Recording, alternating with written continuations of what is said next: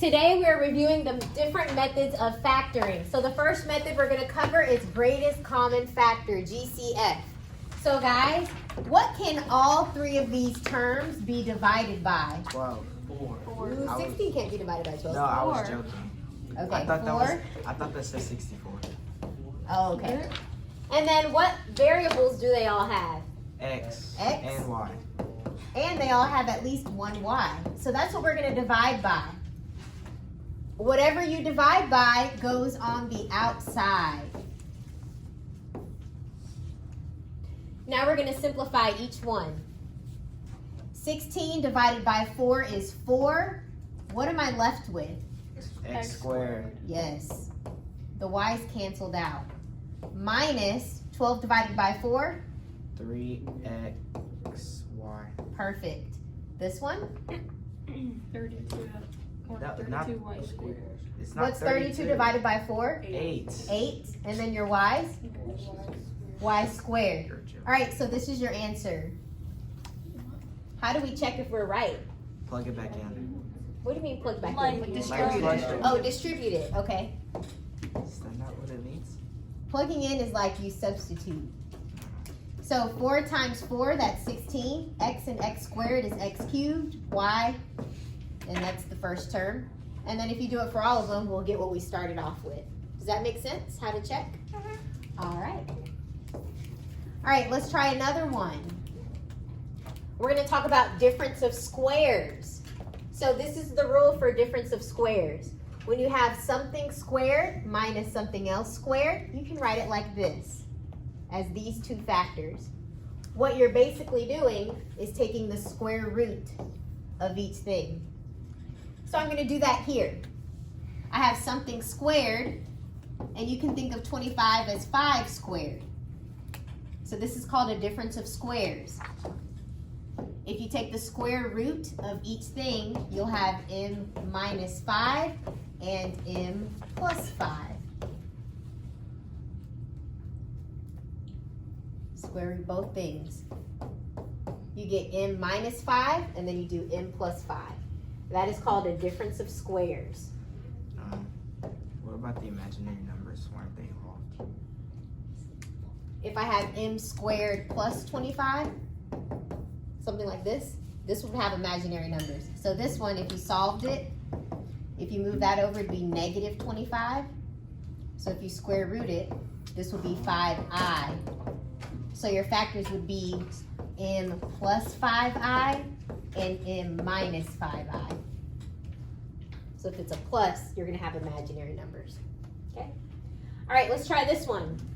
This is also a difference of squares. So the square root of 9 is 3, and the square root of x squared is just x. And then the square root of 49 is 7, and the square root of y squared is y.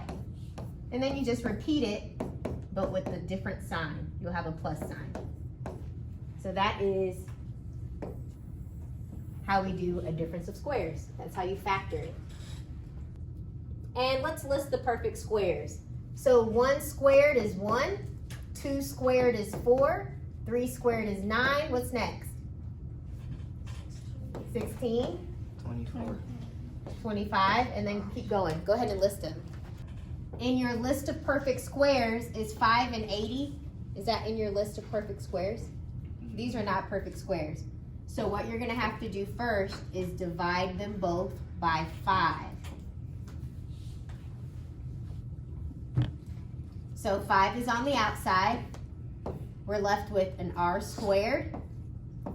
80 divided by 5 is 16. Now we have a difference of squares. I can take the square root of both of those. So if I were to do the square root of both of those, this would be r minus 4s, and then r plus 4s. And don't forget this 5 on the outside. So this is your answer. You guys try some on your own. Okay, so this one. This is not in your list of perfect squares. These two are not perfect squares. So you're going to have to divide by 2. So 2 is on the outside. 72 divided by 2 is 36. And 2 divided by 2 is 1. And you can take the square root of both of these because they are perfect squares. So if you take the square root of this, you'll get 6c squared. If you take the square root of this, you'll get 1. And then you just do the opposite. And don't forget the 2 that's on the outside. So this is your answer. And if you were to multiply it back out to check your work, let me just show you. You don't have to do this, but this is just to check your answer. I'm going to multiply these two together. 6c squared times 6c squared is what? 36c to the 4. Yes. 6c squared times 1 is just 6c squared. And then do the next number. Negative 1 times that is negative 6c squared. Negative 1 times a positive 1 is negative 1. You see how the middle terms cancel out? So you have 36c to the 4 minus 1. And then multiply it by this 2. And you'll get what you started out with. Okay? So that's how you can always check your answers. Okay, so we talked about difference of squares. Next method is factoring trinomials. Do you guys know what we do? You would. Yep, an eye chart, okay. And what do I put up here and what do I do? Two numbers that multiply to 2 but add up to it. Wait, no. Close. It's reverse. A times C. So 12 times 2 is 24. And your middle term is negative 11. So what are two numbers that multiply to 24 but add to negative 11? 8 and 3. Negative 8 and negative 3. Perfect. Okay, so I'm going to write this as 12x to the 4th power minus 8x minus 3x plus 2. I wrote negative 11 as two terms. Now you split it down the middle and you do the greatest common factor of both sides. So what can these two numbers be divided by? 4x. Yep. So 4x is on the outside. You're left with 3x minus 2. Oh, sorry, this is a 4. These are supposed to be squareds. You guys see that? Okay, those are supposed to be squareds. So these can be divided by 4x squared. So this is what I'm left with. Is that okay? Okay. And that one just. This one, what can these both be divided by? 1. Negative 1. Negative 1. So this will just be 3x squared minus 2. And look, those match. So whatever matches, that's one of your factors. And what's on the outside is your other factor. Do you guys notice something that we just covered? No. Are one of these a difference of squares? Yeah. Which one? The first one. You could take the square root of 4 and the square root of 1. So the square root of 4 is 2, the square root of x squared is x, and the square root of 1 is 1. So you can write this as 2x minus 1 and 2x plus 1. And then that one can stay the same because this is not a difference of squares. You can't take the square root of 3 or the square root of 2. Do you have to do that? Yeah, do you have to? Yes, you have to. You have to factor it until you can't factor it anymore. So if you leave it here, that's points off. You guys need to be able to recognize when you can factor something. This is called a difference of squares. So anytime you see a difference of squares, I expect you to keep going. And let's go ahead and list the perfect cubes. 1 cubed means 1 times 1 times 1, which is just 1. 2 cubed means 2 times 2 times 2, which is what? 8. 8. What's 3 cubed? 27. Good. What's 4 cubed? 64. Good. What's 5 cubed? 128. You're close. 125. All right, guys, list them all into 1,000. Go ahead and go. Write them down. Okay, so we listed the perfect cubes, and this is the formula. So, guys, we're just going to follow the formula. Before we do that, step 1, you are always going to factor out GCF, if possible. Step 2, you're going to rewrite all the numbers as a cubed. As cubed.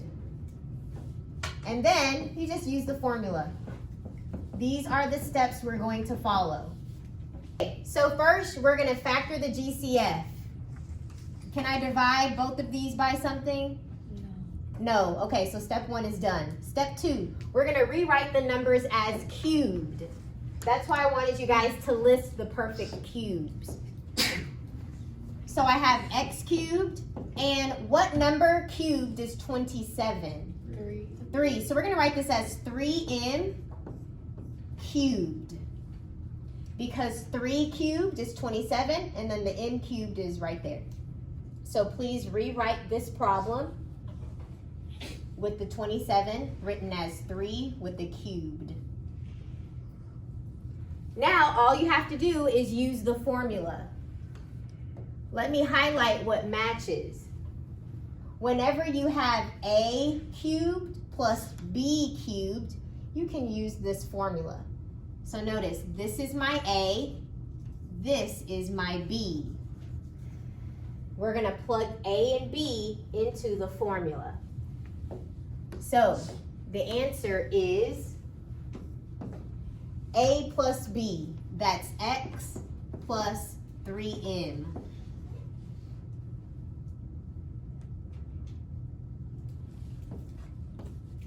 Next is a squared. That's x squared. Minus, then they want a times b. That's x times 3m. So I'll just put 3xn. Plus b squared. This is b, right? B is 3m, and then they want you to square it. So that becomes 9m squared. And that's your answer. I have a question. Yes. All right, so guys, we'll do the same thing here.